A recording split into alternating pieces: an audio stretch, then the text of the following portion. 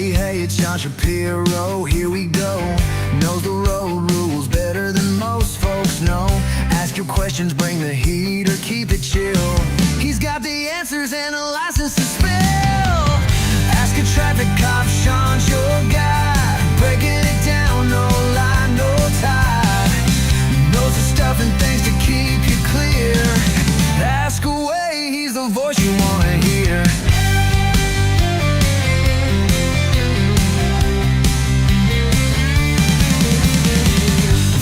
Badge, now a podcast star, navigating traffic laws near and far.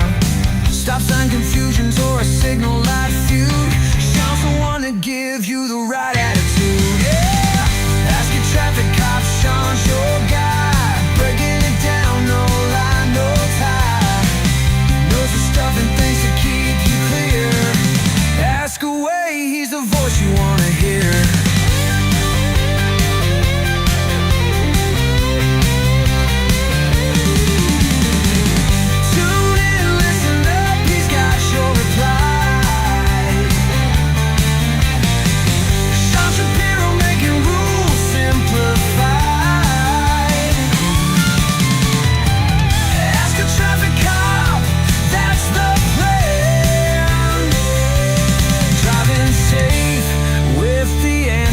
From this man.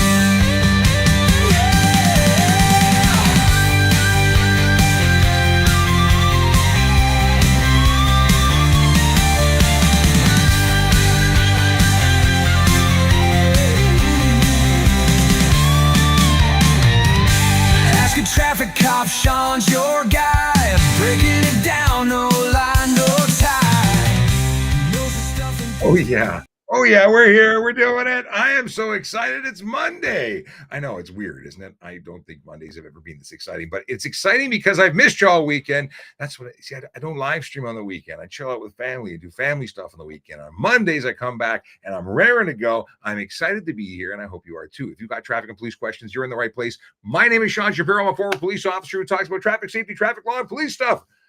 It's a lot of words all at the same time.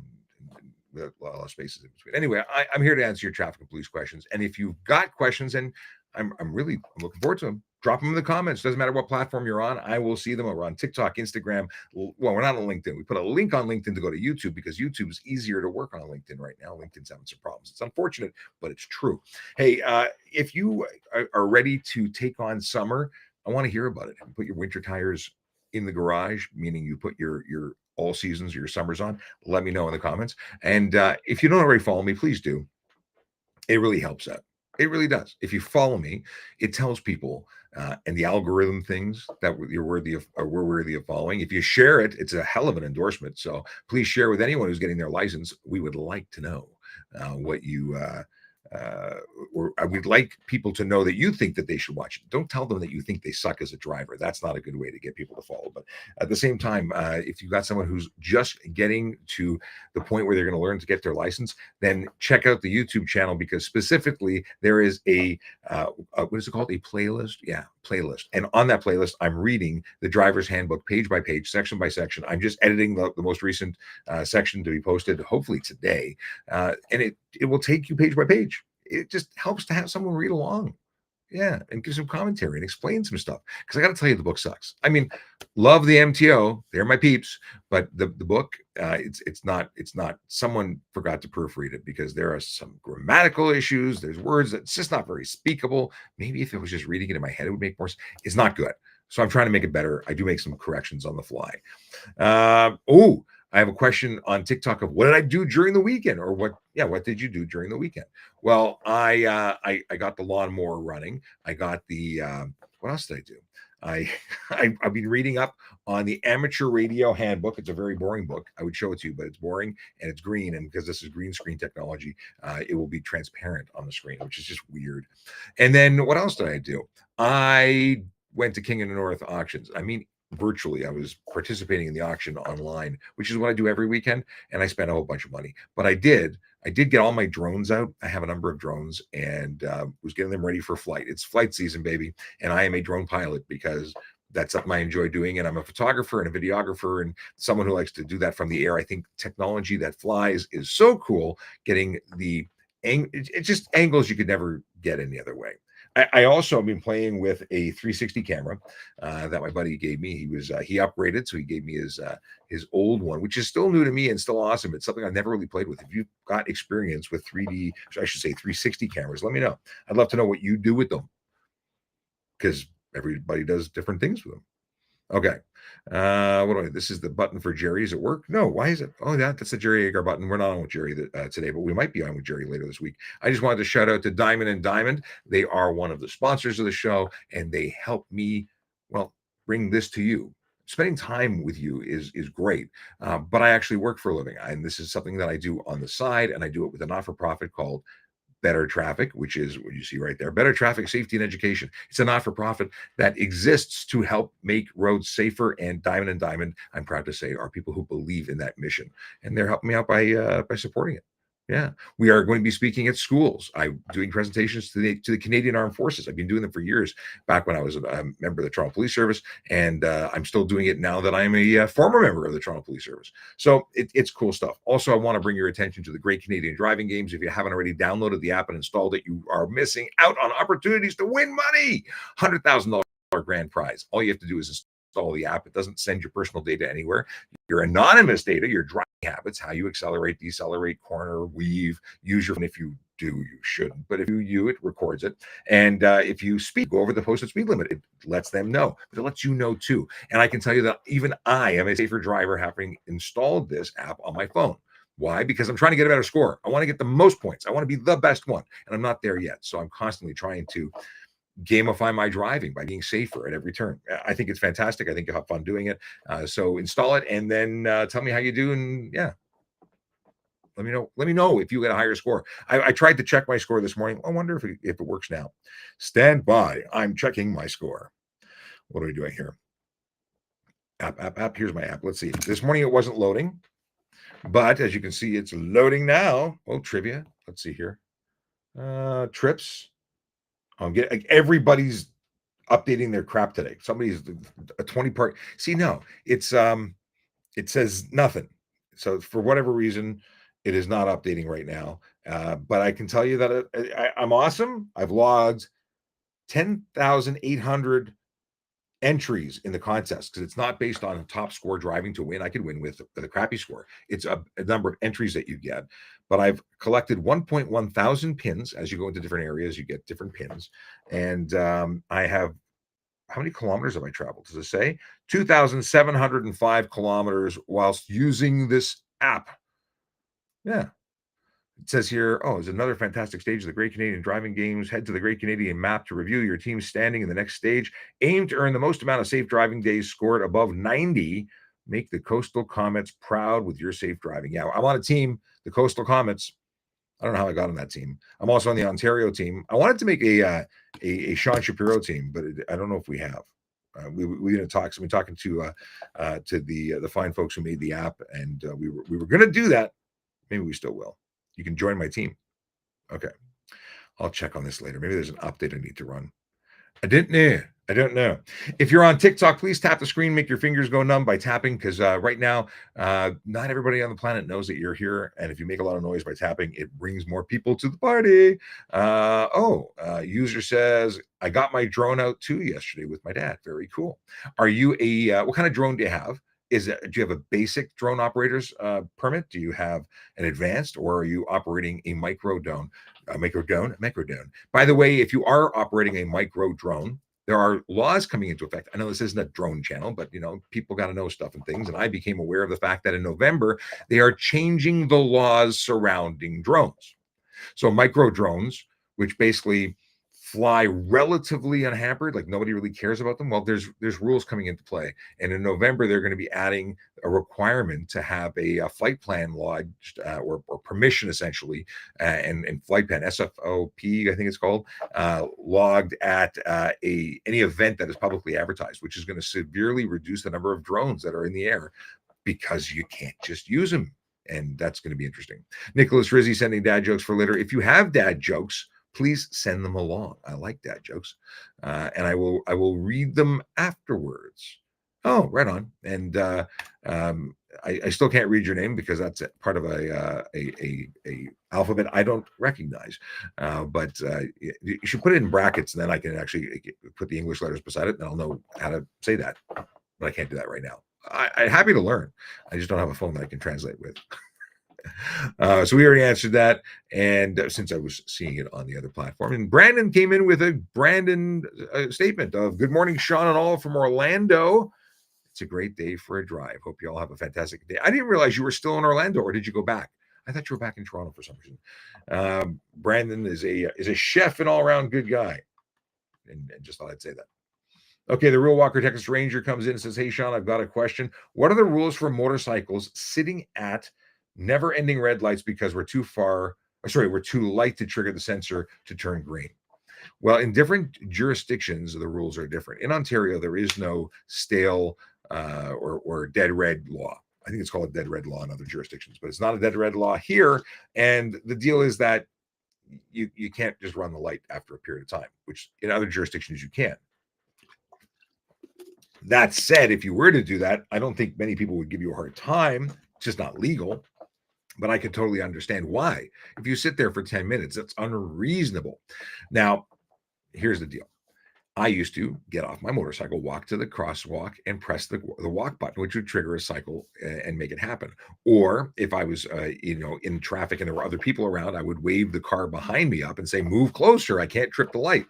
And by doing that, the car would then do it. You can put a rare earth magnet on the bottom of your motorcycle, which sometimes help disrupt the magnetic field that is beneath the ground, which is exactly what causes the light to cycle. So by adding some rare earth magnets, like super glue them or epoxy them to the bottom, that could very well get your bike to disrupt the field, thus triggering or giving you the ability to move forward.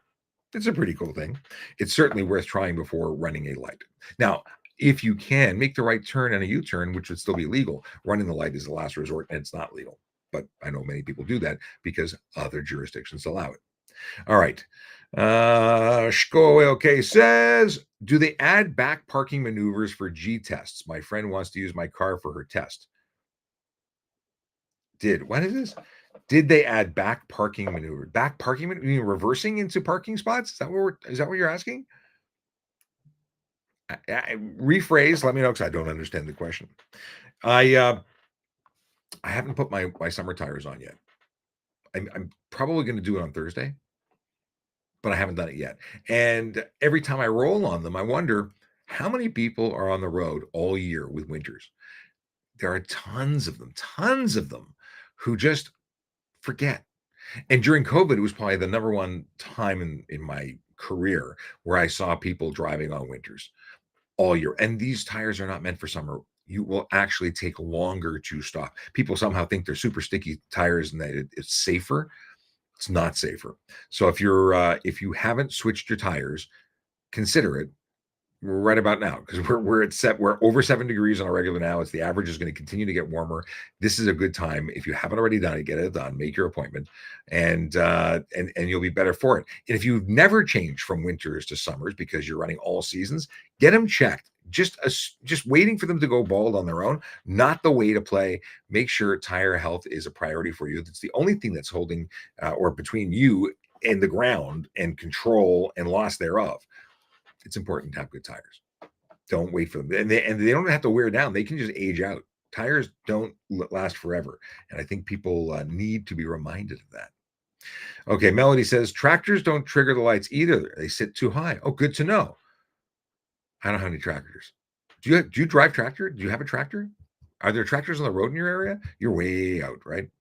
Boom, boom, boom. Oh, I see what you're saying. So, in terms of the testing, are they still using the COVID era additions? See, my understanding of the G test was that they took away the stuff that was duplicated in the G2 test, but I didn't know they took away parallel, reverse, and 3-point. But it's been so long since I've done the test. Maybe I need to go and do some ride-alongs with some driving instructors. Maybe I got to go to Nova Scotia and see my buddy out there. He's a driving instructor and find out what they do. But the deal is that they are it's the duplication they took to make it faster to get more people through. And I don't know if they ever got back to the regular. So if you've done your parallel, reverse, and 3-point as part of your G2, you likely don't need to duplicate it. But I would suggest we go to the website right now and have a look. Let's see here. What is it called? Drive test? Not driver test. Drivetest.ca. All righty. We're going to have a look at the website because we have the technology. I always wanted to say that. Okay, no, I didn't really want to. I'm in the wrong browser. Well, that sucks. I'm in Safari because I'm a Macintosh user. Let's switch over to Chrome because it likes it more. It likes it more for our casting platform. Okay. Drive a Testahoma. Here we go. Let's see what it says. We're gonna do the investigation live here on the internet. By the way, if you are interested in checking this out again, because you can't stick around now, know that not only can you get archives of all of our shows on YouTube, but you can also download it using your favorite podcasting app. And we go live Mondays, Wednesdays, and Fridays at 10 a.m. and Tuesdays and Thursdays at 9 p.m. So I keep saying we like there's a team of us here. It's me. It's just me. I try and make it available for you so that you can see and have access whenever you want. Okay. Why is it saying Hamilton to service disruptions in Hamilton's and Timmins, and it's moving in a creepy way. Isn't that moving creepily? All right. Driver's licenses, driver's test. Let's see. Test overview. Knowledge tests, road tests. But doesn't say what it is. Vision tests. Thank you. No, yeah. Okay, road tests. Vans, motorcycles. Okay, let's go here. To ensure the safest roads in North America, Ontario has a graduated licensing program with 2 types of road tests for cars, trucks, and vans. I always wondered why people spoke like that during voiceover. The Class G2 road test. I don't get it. Road review. Okay. The G2 road test. This test assesses basic driving skills, is commonly referred to as the city test, and usually takes about 20 minutes. Is that all? 20 minutes? If you're successful, you will be granted a G2 license. If you have never driven before, you will be required to gain 1 year of driving experience before you qualify for this test. They really don't tell you anything, do they? It's so now they're actually calling it the highway component. So you're only doing highway. Is that what they're saying? Because usually I used to think you did both the highway and the city for the G test, a cumulative, a complete, but maybe not. Dispatcher's off this week on holidays. Good to see you, my friend. Okay. It doesn't say diddly. Preparing for the test. Okay. Blah, blah, blah. You have to have driven at least 5 times on one or some of these roadways in the last 3 months. Really? Do they quiz you on that, or are they spying on you? Vehicle used in the day must have a G, blah, blah, blah, blah, blah. Day of the test. After the test. Okay. Their website sucks as much. Well, most websites suck. All right. I'll have to inquire to find out if they ever went back to it. Anyone who's taken the G2 test or the G test, anyone has taken the G test recently, step up. Tell us what you found. Tell us what you know. I would like to know what you know. It's funny.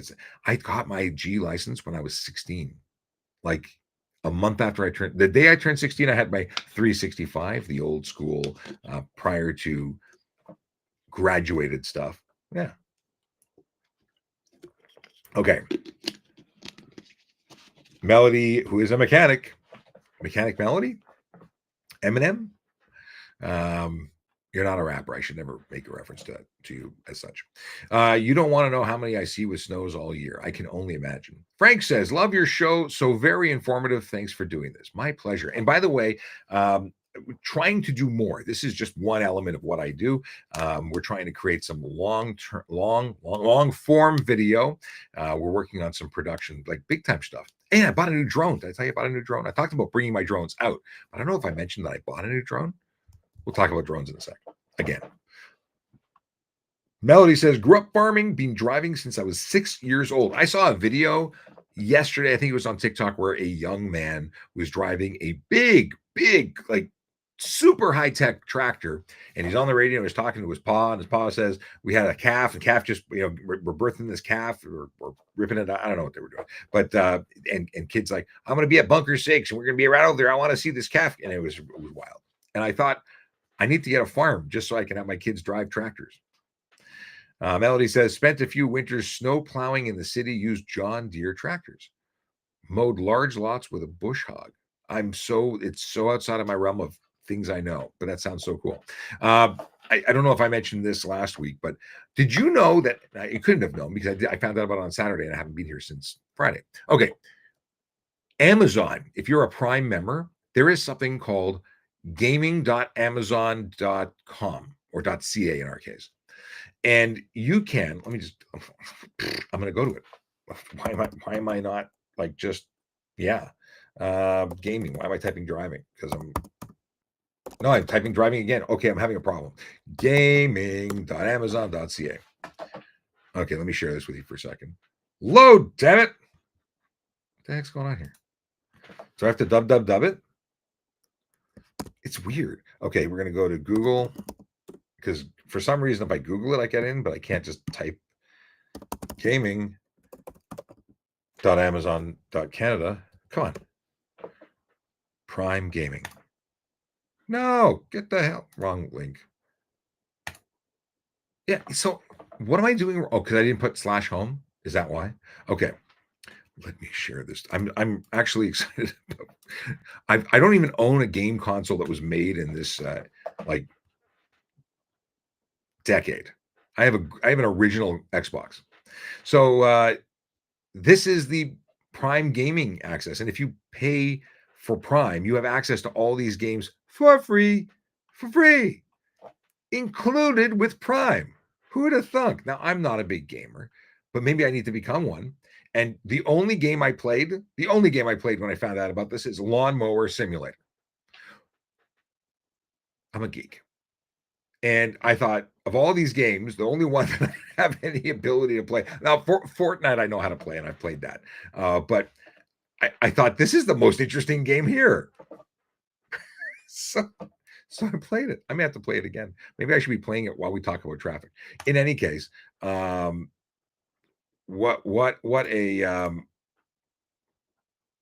let's turn this off. Let me not play gaming right now. But I was thoroughly impressed, and you should check it out. If you're already into games, but you don't want to buy games and you have an account, why wouldn't you play it for free? Free is so good. Okay, moving on. All right. Fent wants to know if I'm related to Ben Shapiro, because our names are both Shapiro. I don't think that we're related. No, I don't believe so. And if we are, maybe that's why I'm a live streaming individual, because he's a podcasting person and I'm a podcasting person. But no, I don't believe that we're related in any way, shape, or form. Yeah. First of all, I'm tall. I'm super tall. I'm 6'5". He is not tall. I often make mention to his good hair. He has lots of hair. I don't. Genetics here are not linking up. His voice is not low. Just saying, if you've ever listened to him, we're not related. No genetics there. Okay, Shko okay says, in reference to tires, also be sure to check the DOT regardless of the physical look. Agreed. I agree with that. I can support that. Username BG says, how can I move my vehicle from one body shop to another? Tow truck, trailer. If it's licensed for the road and safe, drive it. How else would you do it? What Al Engineering says, I sent you a video of a clown driving on the inside shoulder of the 401. I saw that one. I clipped it. I just haven't video shared it yet. I got to do a response video to that. That was an insane video. Thank you for sharing it. And by the way, if anyone wants to share videos, please send them to voiceovercop@gmail. I'm working on a link system at askatrafficcop.ca. I should probably put this on the screen. I should do that. Captions right there. Do I have it on here? Here we go. Askatrafficcop.ca, where you can not only see stuff and things and putting links there. You can use the referral links there. I have links for products that I think are useful, and if you use the links there, it does. They're affiliate links, so it does pay to Better Traffic as a commission, which is a way to help support the show without actually taking money out of your pocket. It's awesome. So if you need to buy a dash cam, a window brake, a seatbelt cutter, all that stuff, I have it linked. And I just put a link on there last week for a body cam. I would have never in my wildest dreams thought I'd be suggesting body cams for people. But if you are a security guard, if you are somebody who is in confrontational situations like drone pilots, I think we should be wearing body cameras to capture the moment, because pulling out your cell phone and having it in your hands makes for an uncomfortable situation. GoPros could work. If you have a GoPro, you can just press the quick record button. But I think having a purpose-built unit is a really cool thing. I'm a geek. What can I say? Let's see here. What he has here.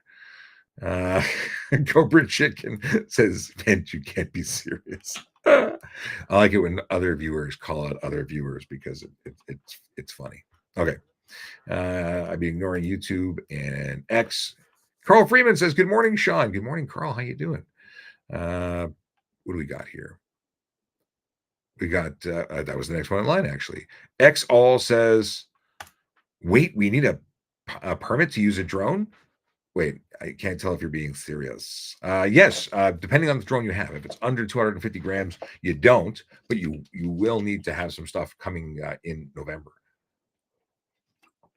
So I have a number of different drones. I have can you even call? So I've got a micro drone. I've got the Mini 3 Pro, and last night I bought a Mini 4 Pro. And then I have a Neo from DJI, and I have an Avata too. But I have so many friends that have drones. Now together we have like a drone army. we have Attack of the Drones. I know it's the clones, but we're going to say the drones. And we do a lot of aerial photography and videography, which is cool stuff. But yes, the larger the drone, the bigger the payload, the more permits and things. And then having it advanced over a basic operation certificate changes what you can do. And then there's even like it's more, but it's a basic operation certificate is not a big deal to get. But the next one up, the advanced, even has flight school or ground school, whatever they call it. But they have school. Nicholas says, aren't those the games that would say, in order to play level 2, please pay an extra $3.50? I don't know. Those are not like the free games. They're like real games. Yeah, they're excellent quality so far of the lawnmower game. But you know what I did? Because I hate keyboard controls. So I can unplug this now. I pulled out my PlayStation. I bought these to play on the iPad because they're Bluetooth controllers. So I actually bought a couple of these to play games, but I don't have time to play games. So I connect them to the Apple TV so the kids can play. That's the closest thing I have to a game machine right now. Okay. Vatzel says, "Hey, Sean, I know you have been asked this a few times, but being a motorcyclist on the 400 series,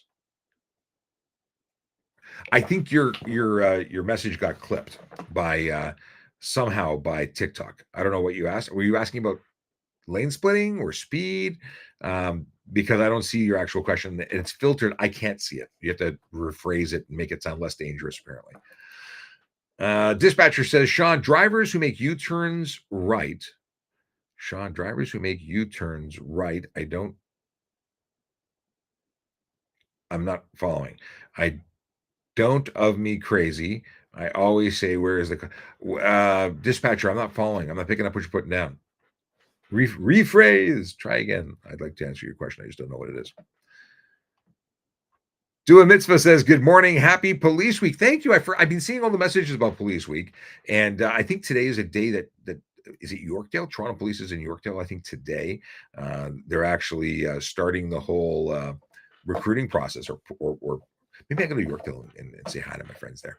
But I love it when they're doing recruiting stuff. I think more people need to join the job. If you're looking for a fantastic opportunity to serve your community and be in a rewarding, fulfilling, amazing, fun career. Okay, there's a little bit of danger sometimes, but it's really an amazing career. You can go to tps.ca/careers. Let me put this up on screen. tps.ca/careers will take you to this page where you can read all about becoming a police constable, and all the things they do, and all yeah, it's all the things, everything, even the pay is down here. Okay. Special constable, great job. That's how I started in the paid world. Parking enforcement officer, hey, Aaron. It's Aaron Urquhart, our parking guru. Auxiliary, if you're looking for a fantastic volunteer opportunity, that's the actual way I started my life with Toronto Police 25 years ago. And if you want to look at civilian roles, which I always am interested to see what's posted, it's here. Only 2 jobs. The other jobs have expired. It means that their postings are only for a short period of time. So if you're interested, don't sit on your hands. Type your resume and get it in there. So intermediate technical analyst and repair services, that's for infrastructure and radio, and then communication operator, which are the magical people who answers your call for help. When you call 911, they're the people who are answer. There's 2 halves. They rotate. So you have the people who answer the phone, and then you have the people who then dispatch police officers to come and assist you. Without them, there would be no police showing up when you need help. So they're quite magical. Quite magical. All right, let's see here. We've got Shko says, do glass brake belt cutters actually work? Are they worth having in a vehicle? Oh my God. Yes, they do work. They are magical. And oops, here we go. Let me put your comment on screen, because I'm going to go to the website and show you what I'm talking about. So, that's my other company. Hold on. Ask. Yeah, here we go. So, let's pull this up on the screen. If you go to askatrafficcop.ca, you see the links for getting the app, the magical app that allows you to play the game, to play the great Canadian driving games, where you have a chance to win $100,000. Just putting it out there.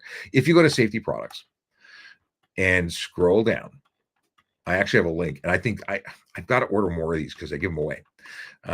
These are fantastic. They have a spring loaded. You just have to push them against the glass, and the little pin will smack the glass, and it does. It shatters them instantly. It's amazing. I should link to a great video by Mark Rober, who does. Have you ever seen the whole video series he did about the glitter bombs? The Porch Pirate combat. Basically, people were stealing packages from his porch pirates. They stole an Amazon package. So as a result, he started building these decoy ones that had cell phones in them so they could track the bad guys. If you have not seen this series, where have you been? Go and watch it. But if you watch number 4 or 5, because he went through a number of renditions of this, he goes on and actually explains how people break windows, and how you can take a sledgehammer to a window and it probably won't break, but you take a little piece of a spark plug and it just shatters. Well, it's by concentrating all the pressure in one point, and that's what this does. Most of the knives that I carry, when I carry a knife, have a window break attachment, but this one has a seatbelt cutter and a window break. This is the tool, and this is super cheap. Like, this is if I click on my own link, what does it say? It is $10.99 for 5 of them. How can you go wrong? You can have one in every jacket. You can have one in every set of keys. You can have one in every car. You can give them to your friends, and that's what I like to do. This is a life-saving product. I'm going to go order another 5 packs so I can give more away, because I think it's important. Okay, so yeah, they totally work, and that is all I got to say about that. But check out askatrafficcop.ca, because on that page, you can find stuff and things. All right. Totally worth having. That was the answer. Cobra Chicken says, how often does a scenario play out where someone doesn't? What is this? How often does a scenario play out where someone does an obscure violation they had no idea of? I mean, someone here didn't know that you needed a license to operate a drone. There are tons of laws that people don't know about because they buy something retail, slap it on their car, or put it in the air like a drone, and they have no idea that there's rules surrounding it. Amateur radio. Did you know you need a license to use an amateur radio? People don't know. They just do things. So it happens all the time. Whether it be, I'm trying to think of what any really good examples of it, but it does happen. And even if they say it, they don't know. Maybe they do know. Maybe they're just full of it. Christian, follow the channel. Thanks very much, Christian. Appreciate it. If you're watching and you're watching on TikTok, please tap the screen. Don't ever stop. Just keep tapping the screen. It helps tell the algorithm that we're here and we're worthy of watching its likes. But sharing it directly with someone, that is the best form um, of endorsement. Yes, endorsement is really what it's all about. Harley says, "Hello. When you go for your G, the is that date from G1 or the G2 date? When you go for your G, is that date from the G1 date or the G2 date? The year that you had to wait, you need to have a year from your G2. So just for anyone who's new to licensing in Ontario, it's a graduated program. When you get your G1 license, which is really a learner's permit, requires you to be supervised by a qualifying G in the front passenger seat of the vehicle. You have to wait 12 months from the G1 date for that to get your G2 to be eligible, unless you took an official driving course that's approved by the Ministry of Transportation. Then that reduces it to 8 months. Once you have your G2 in hand, you must wait 12 months from that date before you can take your G. Hope that answers your question. If not, ask again. Feel free to email, whatever works. DM, I look at it all. Aaron says, Sean, I just signed my conditional. Wanted to come on here and say thank you. I was in here last year asking questions, and you were very helpful. Aaron, congratulations, brother. I'm so happy to hear from someone who's been making strides to get to their dream, and that's great news. Congratulations to you. When do you what you're in the next class? If you told when you're starting, let me know. I'd like to hear more. DM me also. I'll follow you back. We can follow along and experience your progress through the program, remotely. I just love to know how it's going. And if you have questions, feel free to ask. I've got friends of the show who are at OPC, and they give me traffic questions constantly. I can help explain things to you. Waddell Engineering says, have you seen the new Toronto cabs with changing LED signs on the roof? I have not seen those cabs, but that's because I'm not outside at night. I'm usually at home at night. But what do they look like? Send me a picture. Does anybody know what these new fandangled cabs we're talking about is? And Dua Mitzvah says, yes, it's never too late to help the community. Thank you for the reminder. It's all about helping the community. Absolutely.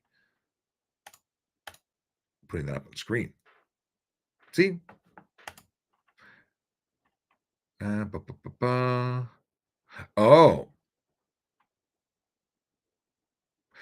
So Rizzy wants to know if I will ever go back and wear a badge again once my kids are older.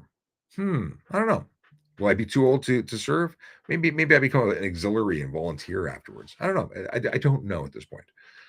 But right now, my free time is minimal. So doing it in addition to everything else I do, volunteering now, probably won't do it. This is my volunteer. Okay. Oh, dispatcher says lots of drivers are making a lot of U-turns. Is that legal? U-turns in certain places are legal. U-turns in other places aren't legal. So here's the example, or the sort of breakdown. If it is in a place where you can do it safely and it's not signed otherwise, it's probably legal, but not necessarily safe in general. U-turns, I feel, are pretty unsafe. Although I've had some driving instructors challenge me on that and say they're perfectly safe. Well, they're safe as long as nothing happens, and that's not really proof that they're safe.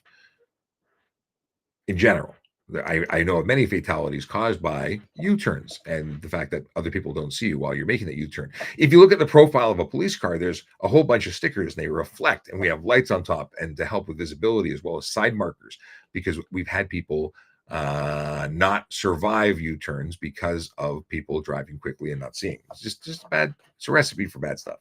Now, if you're in front of a bridge, viaduct, tunnel, or railway crossing, you're not allowed to do a U-turn, period. Doesn't matter what the sign says. If you're on a road with a curve or crest of grade that doesn't allow someone to see you as they approach while you're making that U-turn, it's illegal, period.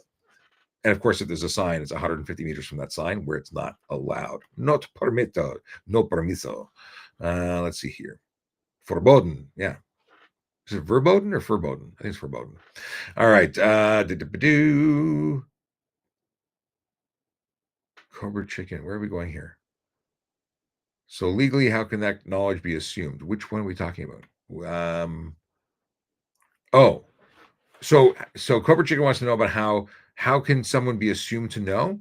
Because all laws are written in such a way that even if you don't know the law, you ought to have known the law. It's your responsibility. When you drive a motor vehicle, you are expected to know all the laws, even if you don't know the laws. You got that license with what minimal information? That doesn't mean your studying ends there. That's why I exist as a channel to help you learn more laws, because the defense of I didn't know doesn't fly. You ought to have known. You're driving a motor vehicle. The driver's handbook, people constantly tell me that they didn't read the book. They just guessed and did the test 5 times in a row. They paid whatever it was per test, and they just did it 5 times in a row until they got it. And that's how much studying they've done for the Ontario driver's handbook. You are expected to know everything that in that handbook, and that's why I'm helping people read the whole thing. Flying High says, just popping into random lives to tell you that you matter and that you are loved. Well, thank you, Flying High. I appreciate you. That's actually a very kind gesture, which is, I'm sure, here, I'll put you on the big screen. Here you go. There's Flying High's comment. Just popping into random lives. And you making a difference by doing that. I'm sure people smiled. I'm smiling on the inside. Matthew says that does TPS have or had any plans to enforce e-bike laws? As a motorcycle rider, the e-bikes are out of hand. So Matthew, the answer is that they do enforce them, but they're not spending full time enforcing them because there's so many different things that need attention, and they can't be everywhere all the time. So the focus is on the big four.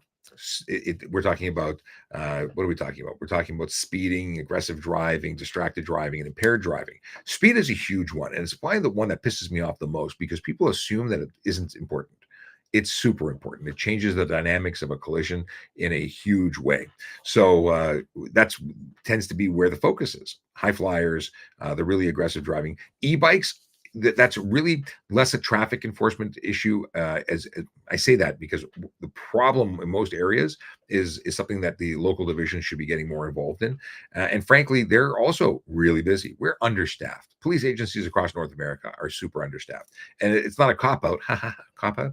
It's not a cop out. It's a reality. And those e-bikes need tremendous amounts of enforcement, not only because they're breaking laws like being on sidewalks and putting lives in jeopardy, but there are modified e-bikes that are doing 60 and 100 kilometers an hour. They are motorcycles and require license, ownership, and insurance. And I think that those are getting caught more often than you think because they're going through speed traps and absolutely getting pulled over and hammered for driving uninsured, unlicensed, and unsafe motor vehicles because they don't get the protection of being e-bikes if they're capable of going more than 32 kilometers an hour. So I know Toronto Police has been doing it. I don't know how heavily they're focusing their efforts on enforcing that. I think it should be a huge enforcement blitz, but I'm also the guy that can't stand people who break any laws. It drives me bananas. Just saying. Sudbury here, it's Mr. Bam speaking. Sudbury here just had winter tires removed. How far south before studded tires are illegal? So if you are registered in Northern Ontario, and I used to have a list that I could pop up on screen. Do I have it anymore? No, I don't. Oh, but I have I haven't used this ticker in a while. I have where's my list? Let me pull up the list for you because the deal is that if you're registered in one of these places, you can have studded tires and you can drive anywhere in Ontario with them during certain months. So studded tires, Ontario. I need to add this to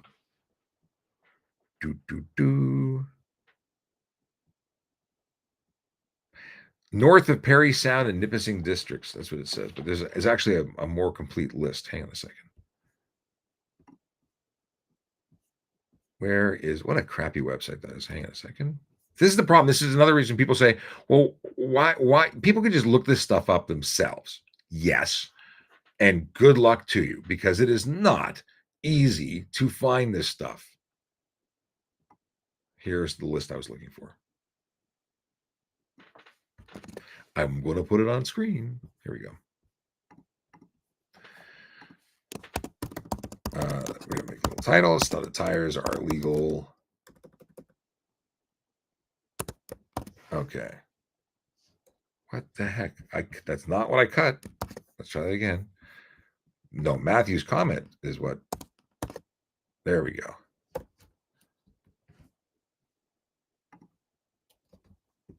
So, legal if registered.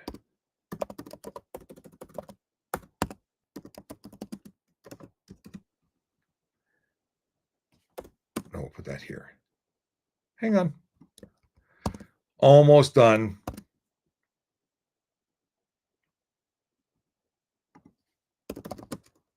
Okay, let's see if this worked. Studded tires legal if registered in Northern Ontario, which means the territorial districts of Algoma, Cochrane, Kenora, Manitoulin, Nipissing, Parry Sound, Rainy River, Sudbury, Temiskaming, and Thunder Bay. Yeah. If you're licensed there, if you have an address there and you're licensed there legally, then you can have it in Ontario. But between those dates, and the dates didn't, where are the dates? Stand by. There are specific dates when it is legal between. See, again, not easy to find all this stuff. And I'm looking at the Highway Traffic Act Regulation 900625, which is Regulation 625. And yeah. But specific dates, and where is it?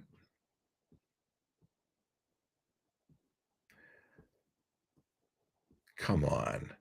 Yeah, I know you can't see me doing this, but I'm just scrolling through tons of stuff. I saw it somewhere else. I'm sure I find it elsewhere, but I don't see it.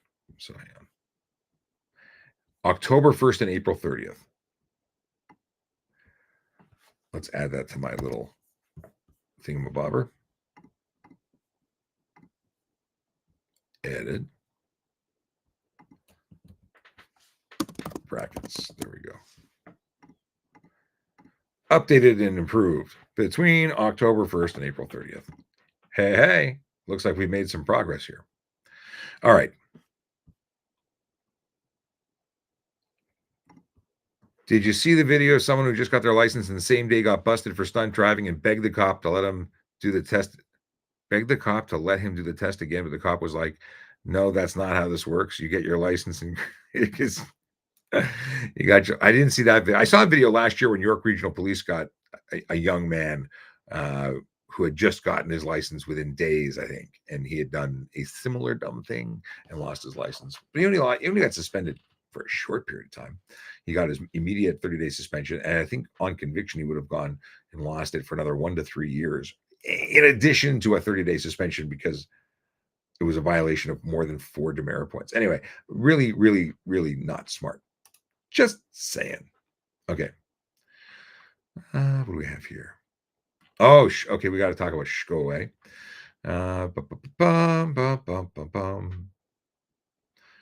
Cobra Chicken says laws change in some are regional, but you ought to have known. If you're driving into all laws are expected to be known. You're supposed to know everything. Just saying. This question was how are you supposed to know them all? You ought to have known. It's not a defense. I didn't know is not a defense. Akela says, greetings and salutations from the Toronto Traffic Management Center. It's the Toronto Traffic Management Center. I like to add an extra T. Why not? Okay. I'm glad to have you back, Akela. But he doesn't know if he can get jokes in before the end. Oh, yeah. See what you can do. Nicholas gave us some jokes earlier. In terms of stunt, Nicholas says, you lose your license for 30 days, but your insurance is ruined forever. Yeah, I expect you to be paying a lot. Nobody likes a stunt driver. They're just, well, I'm not going to call them names. Losers. Yeah. Maybe I call them names.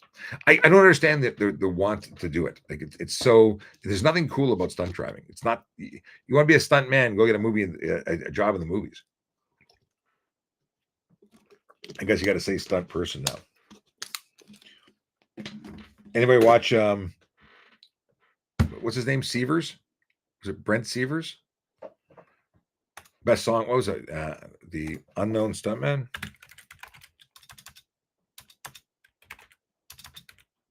Fall Guy. Was it something Severs? I'm the unknown stuntman.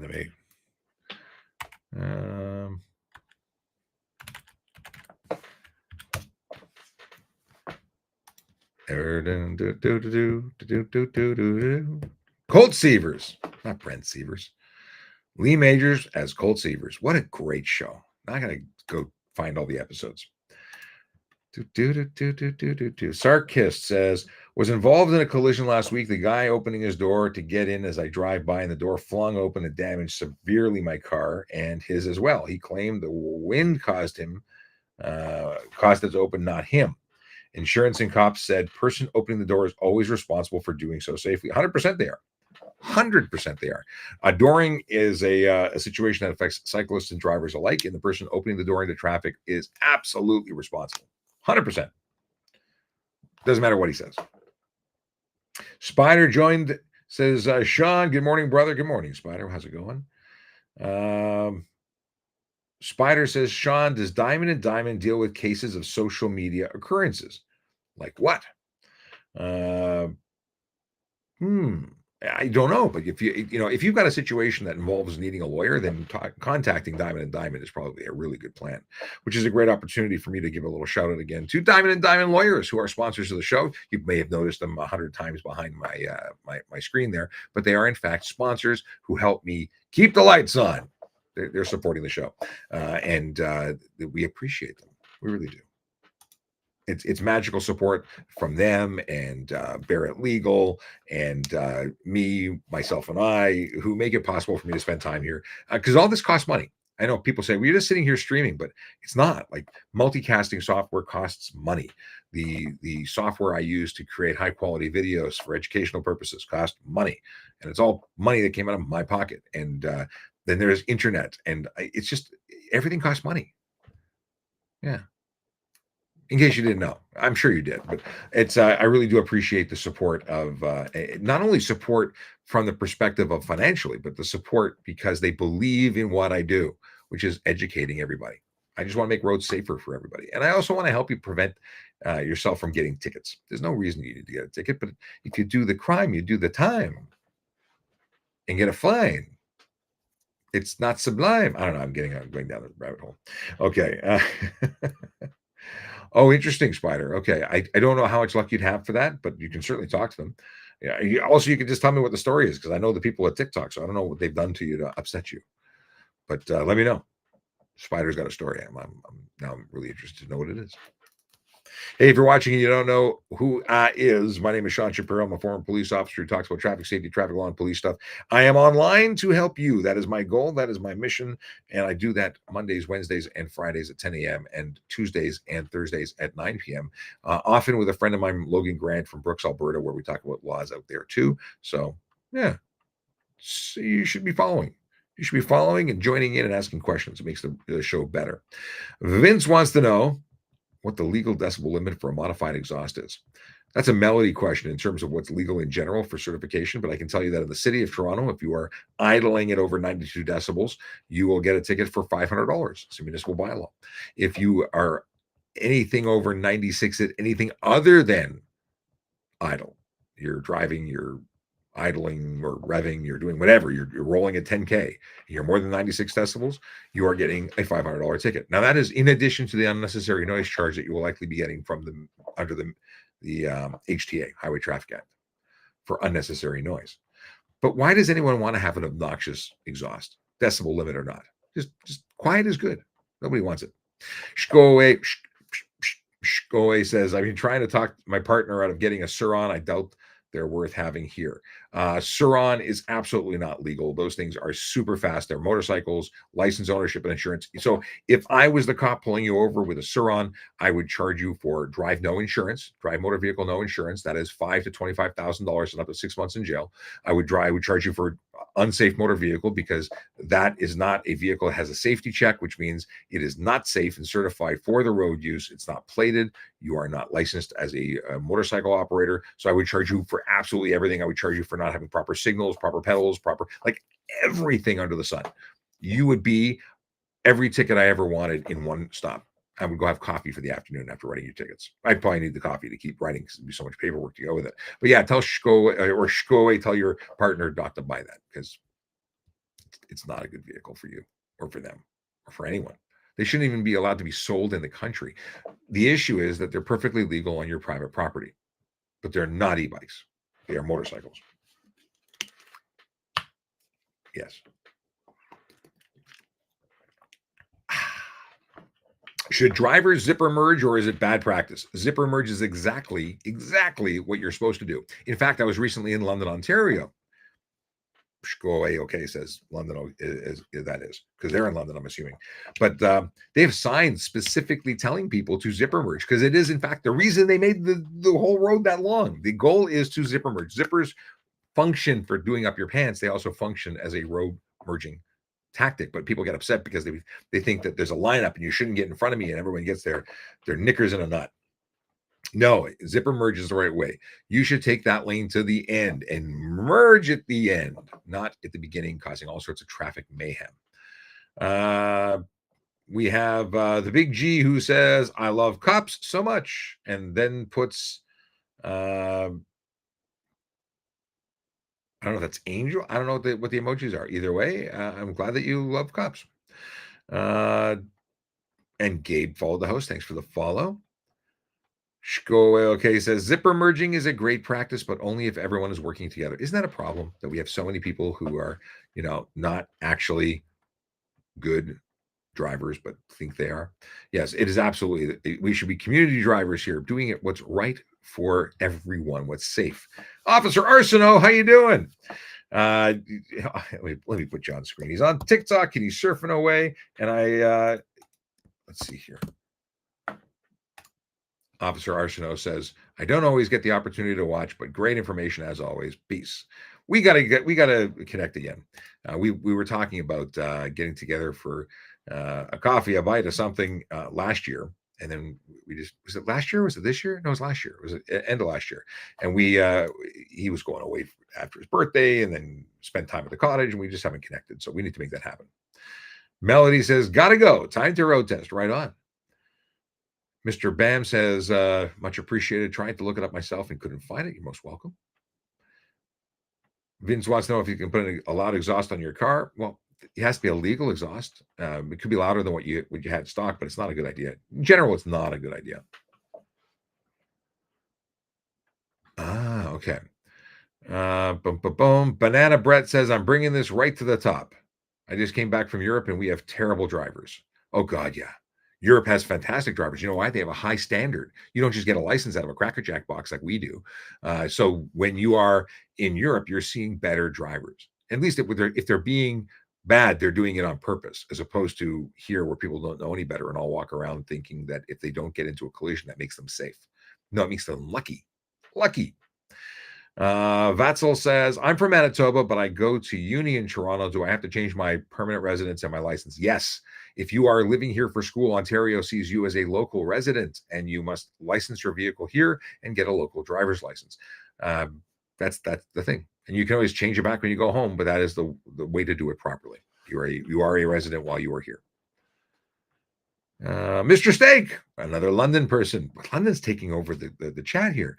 When there is no bike lane, when there is no bike lane, should people ride on the sidewalk or is it legal to be on the road? So in Toronto, it's illegal for anyone under the age of 14. Sorry, anyone 14 or over to be on the sidewalk. It is illegal in Toronto to be on the sidewalk on a bicycle if you are 14 years old or older. So only 13 and younger can be on the sidewalk. And where do you have to be if you're 14 or older? The road.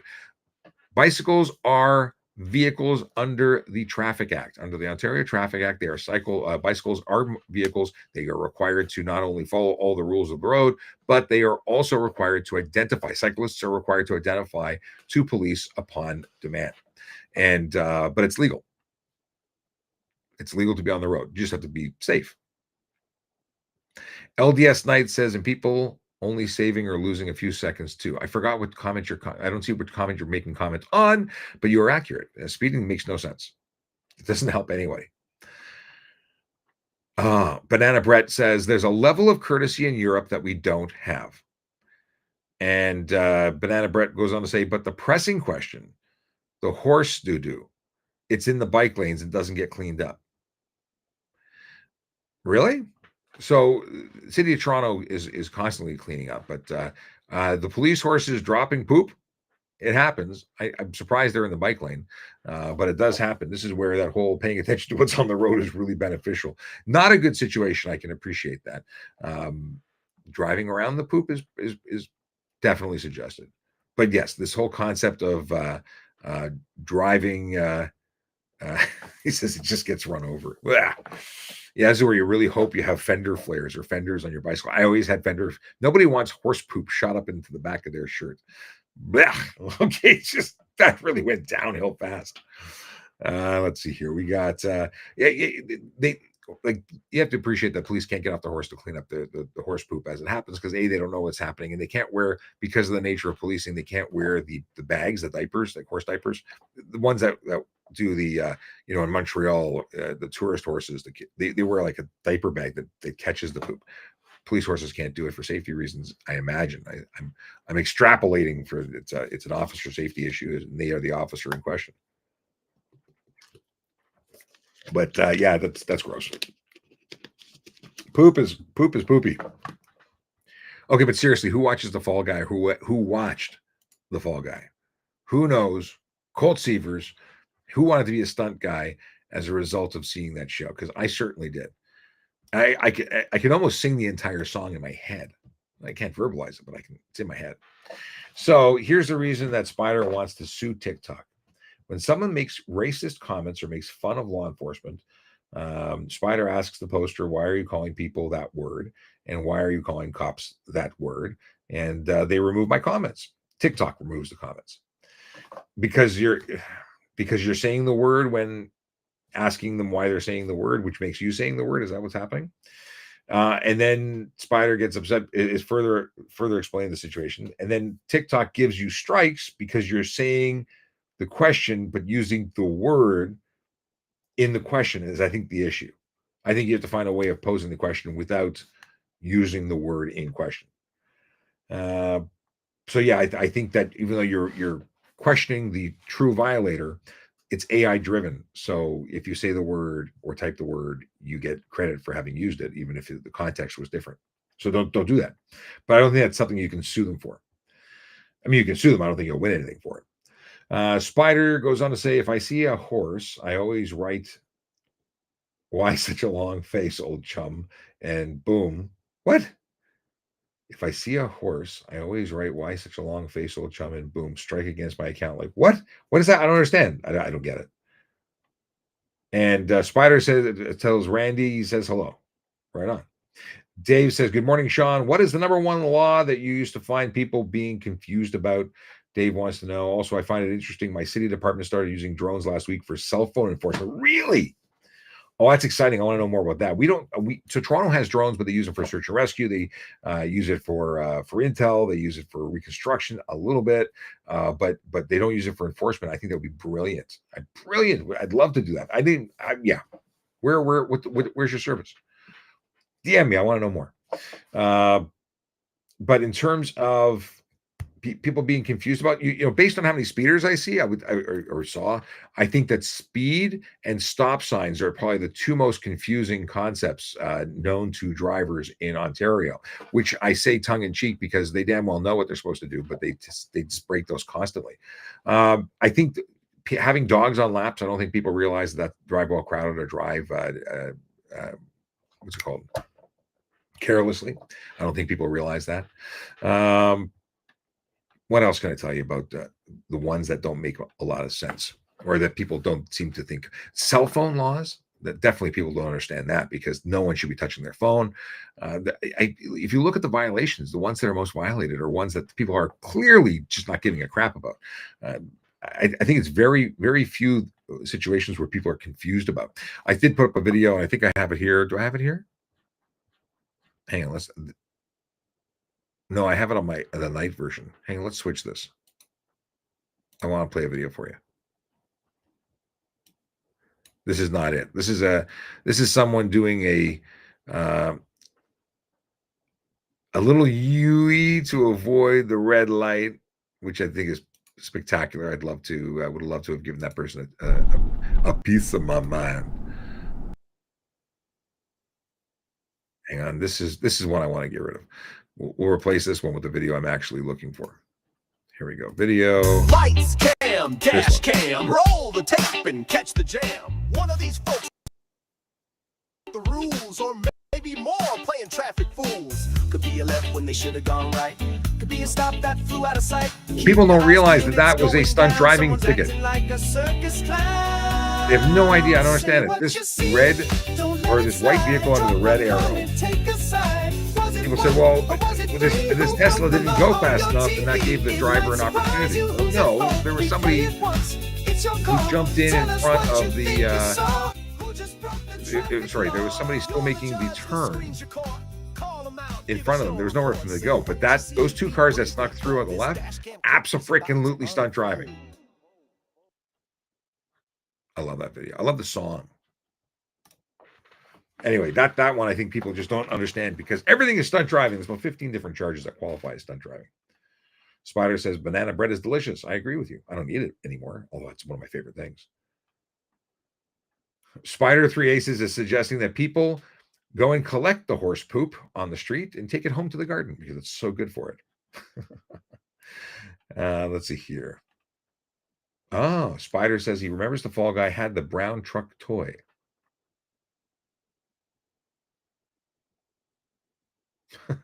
All right, I'm just reading all his comments. He's got tons of stuff here. Let's see here. Okay, back onto the TikTok chat. Where's my chat? Here we go.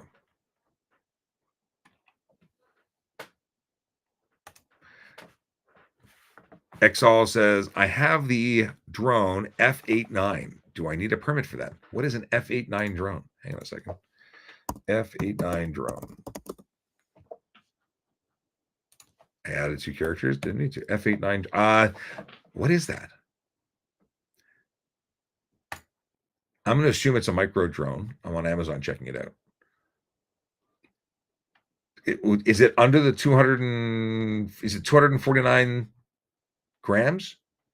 It's a Hollystone. Hollystone makes some okay stuff. I don't see the weight. So if it is under 250 grams, looking for different pictures, I don't see a stamp that says. Let's ask the question. Hang on a second. Oh wait, maybe I think it's a micro drone. I'm seeing videos on it.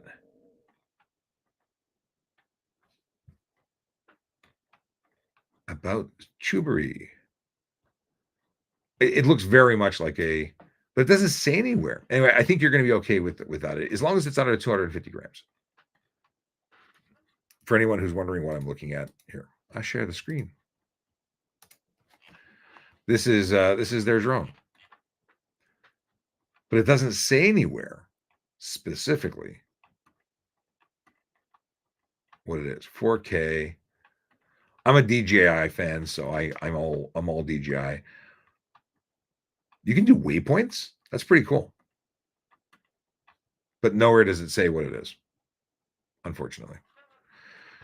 Which means it may not be compliant after all, but yeah, whatever. Very cool. Fly safely, my friend. All right, back here.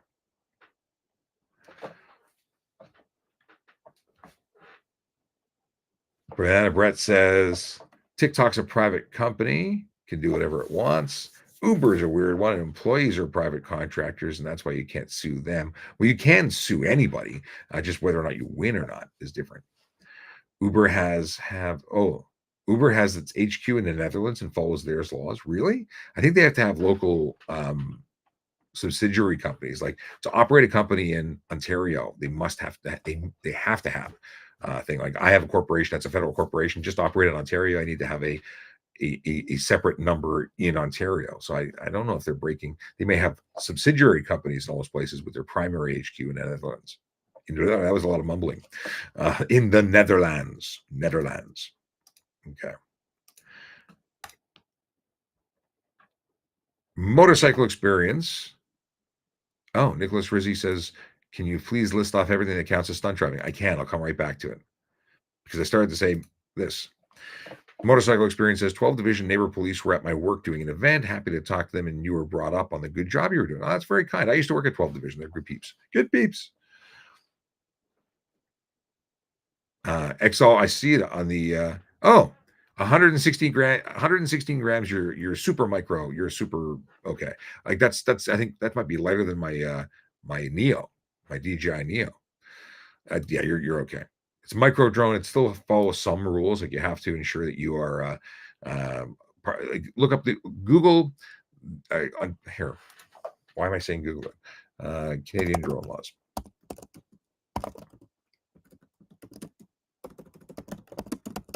When traffic and drone combine. Here we go. So here's the November 4th changes to the law, which will include your drone, by the way. So it's worth to look it up. Here we go. Scrolling down to find out here.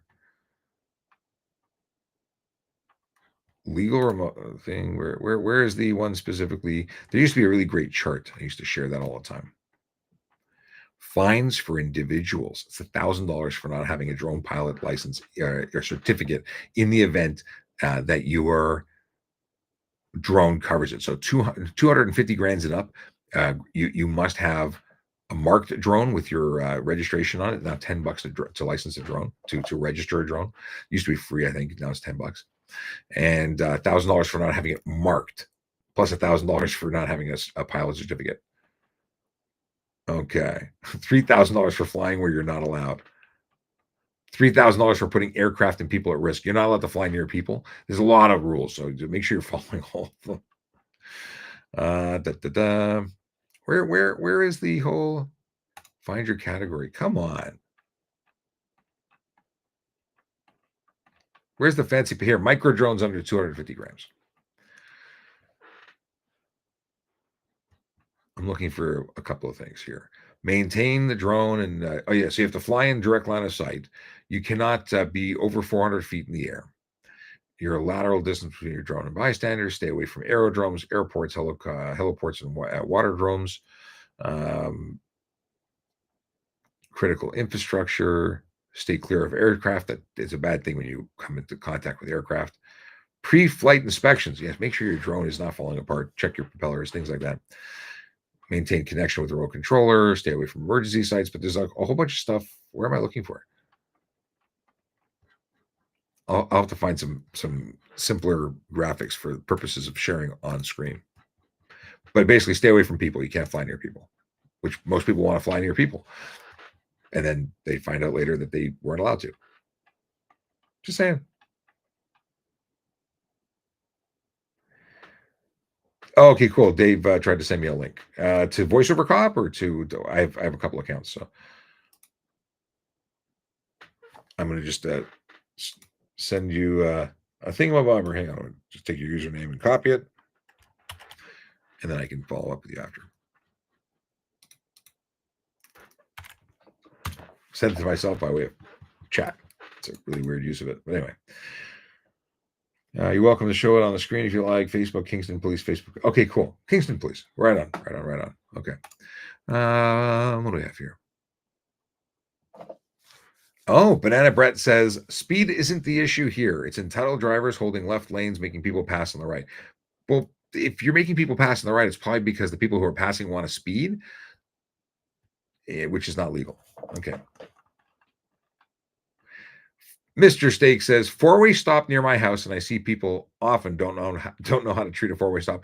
The whole concept of stopping. You know what? Roundabouts is completely confusing to almost everybody. It's supposed to be safer, and yet I think it's Russian roulette. It's a game of chicken every single time you get into a roundabout where I frequent, because nobody knows what the hell they're supposed to do.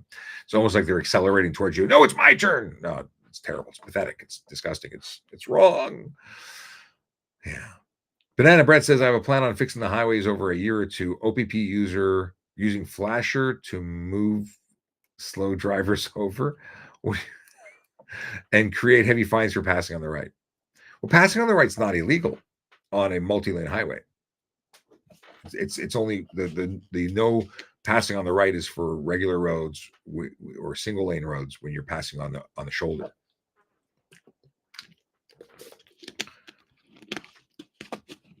Mr. Steak says you're getting fancy with tech. He loves it.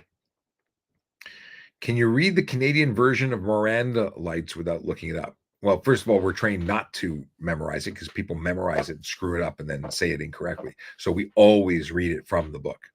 And it's not the Canadian version of the Miranda rights. It is very specifically the rights to counsel, and it's telephone numbers and stuff. And if you're being read by memory, you're doing it wrong. It should always be read by the book, because you don't want to be able to have someone in court say, you read it wrong or you said it wrong. No, I read it from the back of my book. How do you know it's accurate? Because every time I read it from the back of my book. So yeah, there's no reason to ever try and memorize it. You may be familiar with it, but you should always read it from the back of your book. Does it sound like I think you should read it from the back of your book? Because I think you should read it from the back of the book. Are there any emission laws on a car from the 80s? They'd have to follow the emission laws from the 80s. They'd be covered by those laws. Whatever the requirements were in the 80s, that's what they have to follow. I don't think they've changed much. Melody would know, but Melody took off. Melody's a mechanic. If it's from the 70s, you're probably still dealing with a smog pump, and you'd be required to have a properly functioning smog pump on that vehicle if it had one. But Anna Brett said, if you drive on the Autobahn or really anywhere in Europe, passing on the right is a huge fine. That may be possible, or that may be accurate. I've driven on the Autobahn. I don't recall because I was the slow guy on the right lane.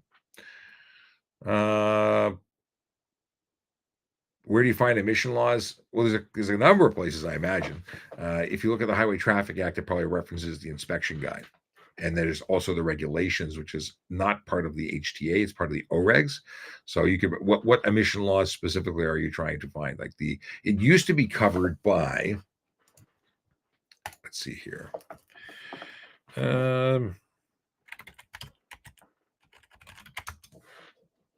Let's see here, HTA vehicle emissions. So OREG 169/22 looks like it's going to be the place that you'd find the details, because you have the regulatory, you have the law that says you must follow the law, but it doesn't actually detail and outline what the law is beyond that. If you violate the law, you will get a ticket. And this is, so the authority comes from one place, the details come from the other place. This is what really screws people up when it comes to the HTA, because they look in the HTA and say, it doesn't say anything. What a useless piece of crap. And I'm like, yeah, it is.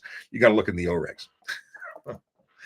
So that's one of the most confusing parts about the HTA, is that it's not all in one easy to find place. It's referenced out. And then sometimes the OREG makes comments to an additional file or document. Mike Emons, thanks for the follow. Okay. Let me see if I can get the Facebook up.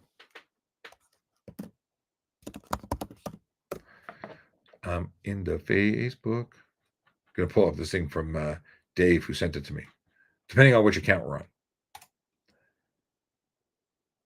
And then was the voiceover cop?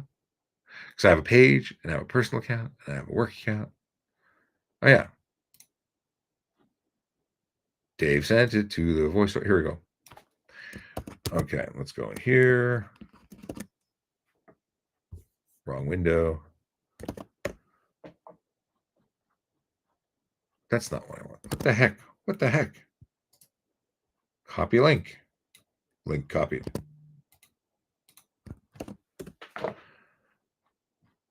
Ah, here we go.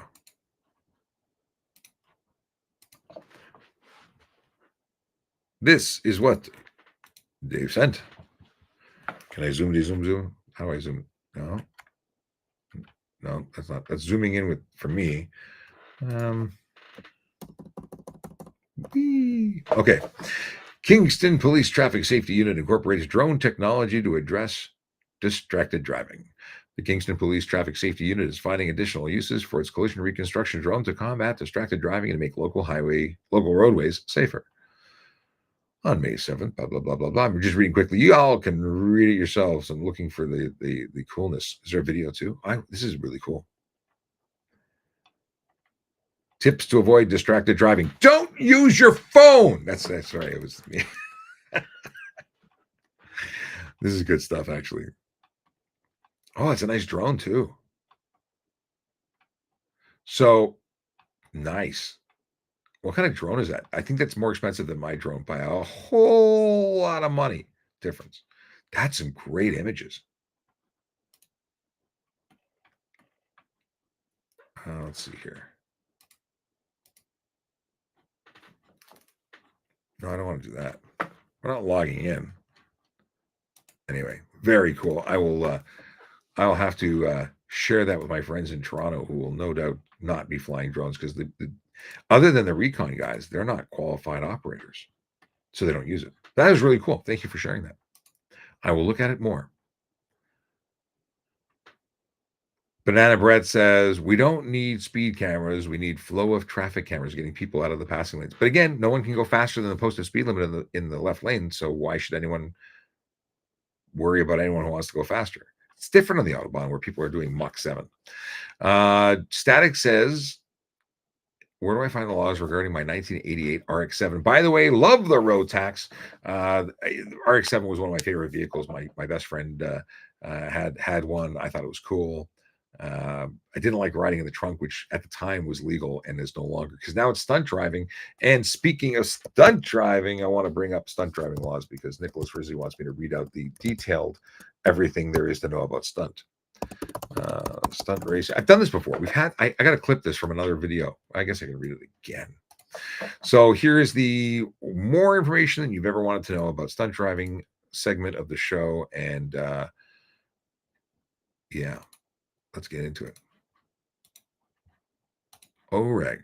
So there's stunt driving under the HTA, and then there's the OREG 45507, which is again why people don't believe me when I say there's all these rules about stunt driving, but you got to know where to find them. Definition: race and contest. Well, that's really the definition of racing and contest, and that is not what I'm talking about. Definition of stunt for the purposes of Section 172 of the Act. Stunt includes any, I'm not going to do that, includes any activity where one or more persons engage in any of the following driving behaviors. Driving a motor vehicle in a manner that indicates an intention to lift some or all of its tires from the surface of the highway, including driving a motorcycle with only one wheel in contact with the ground, but not including the use of lift axles on a commercial motor vehicle. So you have a dump truck that has extra wheels for carrying heavier loads. That is not what they're talking about. However, people get confused if you don't say exactly what they're talking about. Okay. Driving a motor vehicle in a manner that indicates an intention to cause some or all of its tires to lose traction with the surface of the highway while turning. Drifting. Yeah. Spinny tires, drifting, spinny tires, circles, doing donuts. Stunt driving. That's what it is. It's stunt driving. Driving a motor vehicle in a manner that indicates an intention to spin or cause it to circle without maintaining control over it.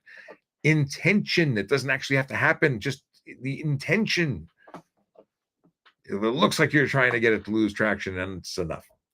Driving two or more vehicles side by side or in proximity to each other, where one of the motor vehicles occupies a lane of traffic or other portion of the highway intended for use by oncoming traffic for a period of time that is longer than is reasonably required to pass another vehicle. People side by side, two people going south in northbound lanes. That's what it is. So two people. So if it was a 2-lane road, one's north, one's south, you're riding side by side because y'all are doing drag racing. That's stunt driving, and I think that's pretty reasonable. Driving a motor vehicle with a person in the trunk of the motor vehicle. The only question that I have is whether or not the pickup truck bed is a trunk, because that would make riding in the back of a pickup truck stunt driving. Whereas I don't actually think it does qualify, and that's a personal opinion.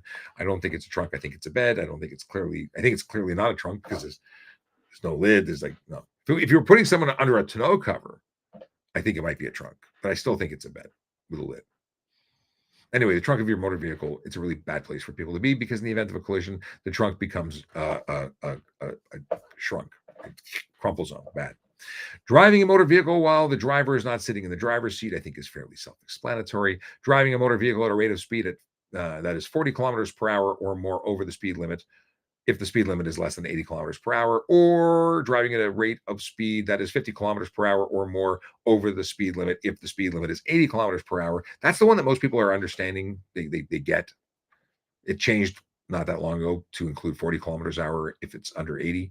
But the 50 over people get. What they don't understand is that when you're doing 110 when you're in a 110 zone on the highway and you do 150, yes, you're only doing 40 over, but yes, you're also stunt driving because driving a motor vehicle at a rate of speed that is 150 kilometers an hour or more. Doesn't matter where you are. It's private property, even, I would argue, you can get that charge. Number 8. Driving a motor vehicle without due care and attention, without reasonable consideration for other persons using the highway, or in a manner that may endanger any person by driving a motor vehicle in a manner that indicates an intention to prevent other vehicles from passing. Yes, you cannot prevent other people from passing. 2, stopping or slowing down a motor vehicle in a manner that indicates the driver's sole intention is stopping or slowing down. Sorry, let me read that again. Number 2, stopping or slowing down in a vehicle. Water. I'm going to take water. Take the break. I'm going to do over. Reading it quickly really does allow for lots of errors. 2, stopping or slowing down. That's too slow. Stopping or slowing down a vehicle. No. Stopping or slowing down a motor vehicle in a manner that indicates the driver's sole intention in stopping or slowing down is to interfere with the movement of another vehicle by cutting off its passage on the highway, or to cause another vehicle to stop or slow down in circumstances where the other vehicle would not ordinarily do so. Again, it's pretty. If I was able to read it without screwing it up, it's very self-explanatory. But the deal is, if you're just slowing down to be a dick, that's clearly stunt driving. 3, driving a motor vehicle in a manner that indicates an intention to drive without justification as close as possible to another vehicle, pedestrian, or fixed object on or near the highway. Making a left turn where, this is the one from the video, making a left turn where A, the driver is stopped at an intersection controlled by a traffic control signal system in response to a circular red indication, aka you're at a red light waiting to make a left turn. At least one vehicle facing the opposite direction is similarly stopped in opposition to a circular red indication, and they're saying that the vehicles are on the other side of the road, oncoming traffic, are stopped at a red light as well. The driver executes a left turn immediately before or after the system shows only a circular green indication in both directions, and in a manner that indicates an intention to complete or attempt to complete the left turn before the vehicle facing the opposite direction is able to proceed straight through the intersection in response to a circular green indication facing that vehicle. So, Jackrabbit, wait. We're going to put this on screen. Roll the tape and catch the jam. One of these folks forgot the rules, or maybe more, playing traffic fools. Could be a left when they should have gone right. Could be a stop. Dum and that dum make a left turn in front of the Tesla, which may or may not have been on autopilot, because it shouldn't have entered the intersection knowing that those dum-dums were making the turn, I think. So I could have written 3 tickets here. But the biggest violators are the left turn dum-dums. Dum-dum 1 and dum-dum 2. Do it again.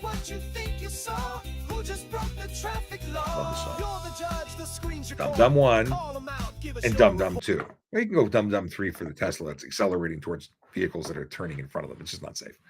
But that's that description. Beautiful right there. Okay. I don't need to get into the whole exceptions thing, but you get the point. I think you get the point. I hope you get the point. If you don't get the point, let me know. And yeah.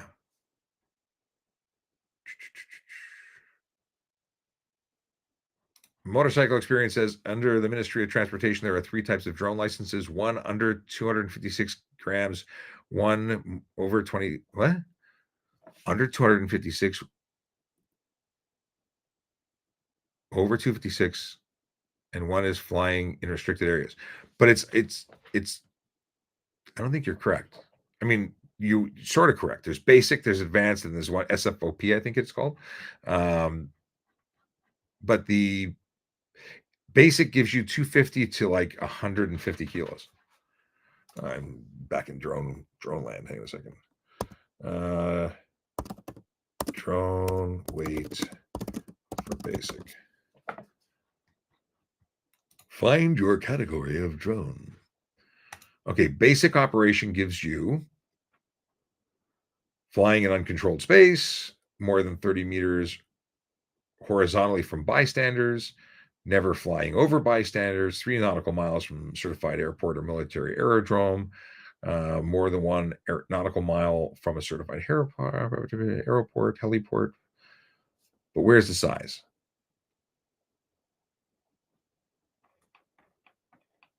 Micro drones, under 250 gram, you're good. There's a bunch of rules. This is actually really good. I don't know why I didn't find that earlier. Then there's 250 grams to 25 kilograms.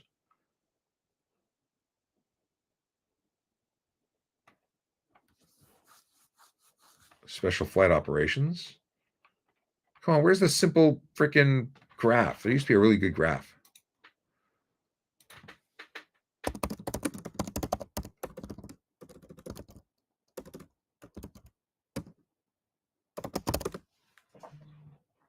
Images. Now it's crap. Come on. I need to make my own infographic apparently because I can't find it. No, I can't find it. Come on. All right, well, what can I say? All right, coming back here. Canadian Girl 09 says, school bus driver here. Can you refresh people on the definition of a divided highway? A divided highway is divided. Well, actually, you know what? I got to tell you that it's really, I don't like the definition in the driver's handbook because in the section that I just read a couple of days ago, and I'm editing now, when it says sharing the road with school buses, diagram 2.2-28 says, stopping for school buses. School buses in Ontario come in a range of sizes. All are chrome yellow and display the word school bus. But it says here you must stop whenever you approach a stop school bus with its upper alternating red lights flashing. Which, yes, it could go into the whole moving. And I don't know if they've really addressed or updated since we went to a 2-stage. But I'm moving away from what it says here. They say here vehicles cannot cross over a median strip. So they're saying a median strip is the divider. And I think in some situations that gets confusing because people think, oh, there's a light standard here. And for 7 feet, there's a median. Does that mean there's a median strip? Does that make it a divided highway? And I would say that's an intersection. And we're talking about a divided road where the entirety of the road is divided. So, save and except for intersections. Anyway, essentially the 401 is the best example of a divided highway.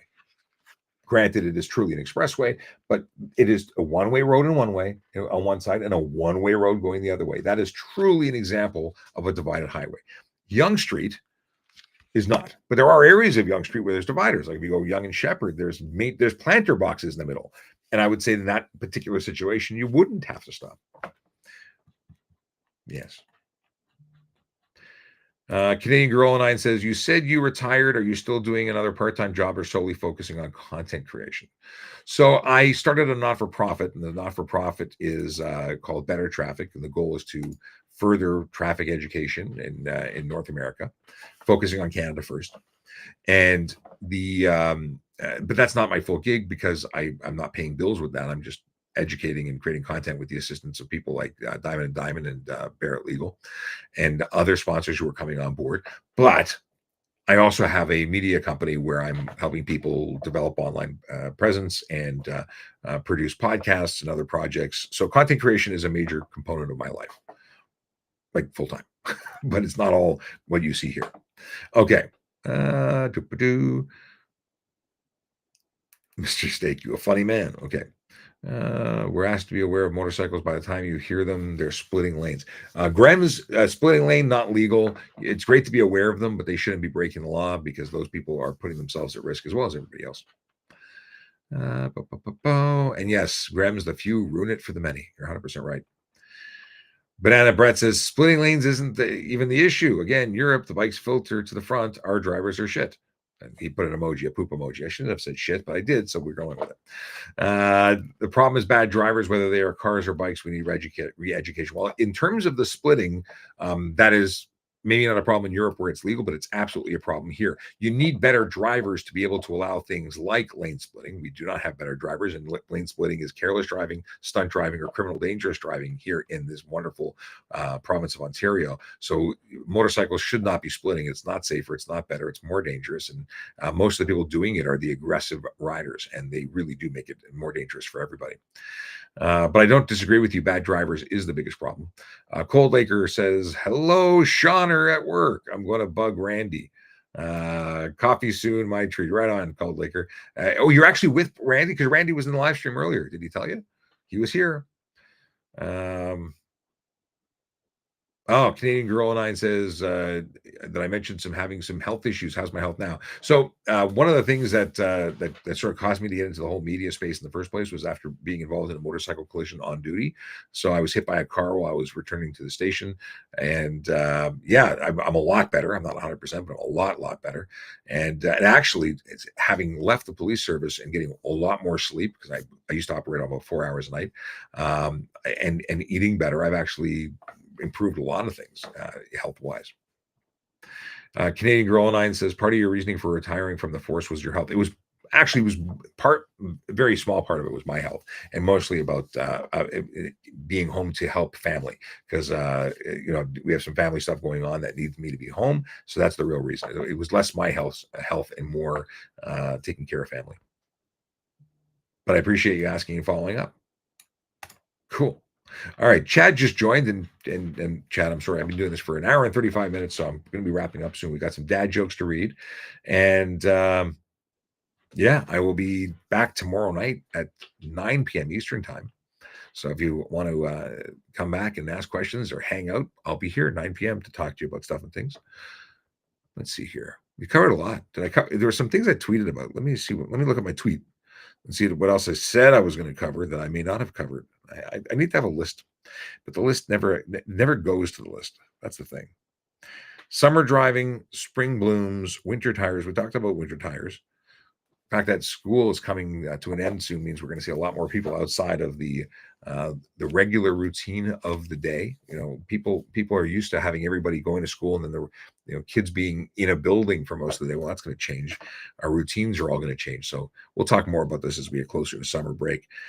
The spring blooms. Have you noticed the flowers? I am seeing flowers. My garden looks beautiful. All the flowers popping up, all the color, and all the weeds. So I've got to go cut the grass right now, actually, and do some weeding. My kids were out there destroying weeds, fighting the good fight. And what I really want to do today is try and get the Robo vacuum mower connected. I bought a Roomba that cuts grass. Essentially, I just want to be really, really lazy and watch it do everything for me. I don't want to have to touch anything, but we're going to see if that's possible. I should have done this list thing in the beginning, so there's more to talk about, but we'll talk more about that soon. The big thing I talked about earlier, and I just touching on again, is if you're still driving on winters, make an appointment and change your tires. Talk to someone like my friends at Tire Butler that they can even come to your house and do it. Like the biggest problem is people don't want to give up a whole day of their life to sit at a tire shop and get them changed. You don't have to. If you're being productive at work and work is at home or at the office, you can call Tire Butler. They'll come to your place and they'll change it at your place. It's amazing. Amazing. I actually go to Tire Butler because I like to hang out with the people at Tire Butler. They're my friends. But if I couldn't make it in, they could just come to me. I think that's pretty awesome. All right. That's not a paid endorsement. I just really believe in what they do. Time is the most important thing we have. Okay. Everything else that we haven't done other than dad jokes will be later. That. Oh, interesting. Motorcycle Experience says he's going to court on Thursday on Eglinton. That was my old courthouse. 2700? I think it's 2700 Eglinton. I used to go there all the time. What were you charged with, Motorcycle Experience? See, I say goodbye and then I read another thing that's totally interesting. So yeah, I'd like to know more. Okay. What did Simba say to the slow driving bus driver? Mufasa. That's really good, actually. Mufasa. I like it. I like it a lot. Rizzy says, dad joke. I bought a pair of shoes off a drug dealer. I don't know what they're laced with, but I've been tripping all day. That's pretty good too. Okay, we did the stunt driving list. We got Star Wars dad joke from Michaela. Which part of a lightsaber is the oldest? Oh, I think he meant coldest. Yeah, there's a missing C. Which part of the lightsaber is the coldest? The Kai Burr crystal. Yes. It makes much more sense with a C. Oh my. Okay. Why were the teachers' eyes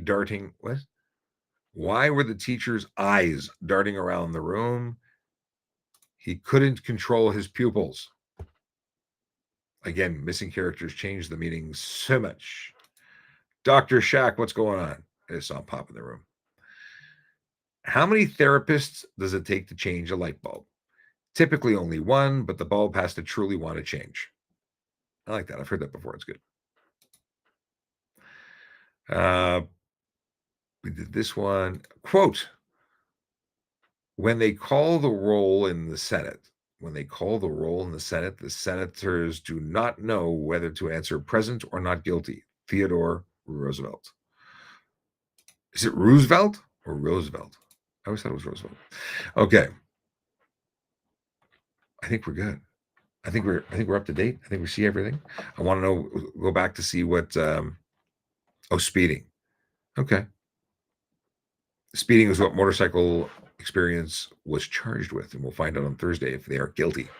Anyway, listen, I gotta go. It's been a slice, an hour and 40 minutes, and it's been an excellent hour and 40 minutes, if you ask me. I'll be back on Tuesday, which is tomorrow, 9 p.m. Eastern time.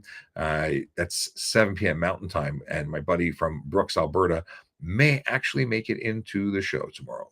Fingers crossed. He's at hockey games and stuff going on, so we appreciate when he can show up. No pressure. Oh, Sarat Anderson says they need to give you a show on News Talk 1010. Actually, I should. I'll reach out to Jerry and find out if we're going to do a spot on Wednesday. So while I don't have a show on News Talk, I'd certainly appreciate one. I think having a show would be cool. Give them a call, send them a message, tell them that Sean Shapiro needs his own show. I think that'd be fun. But I do enjoy jumping on to Jerry Agar's show, and I get to press this button and say, "Hey, look, Jerry Agar's on the show." Anyway, have a great day. Drive safe, drive sober, and we'll see you tomorrow if you make it. I'll be around. Have a great day. If I don't press the song, I won't remember to stop talking.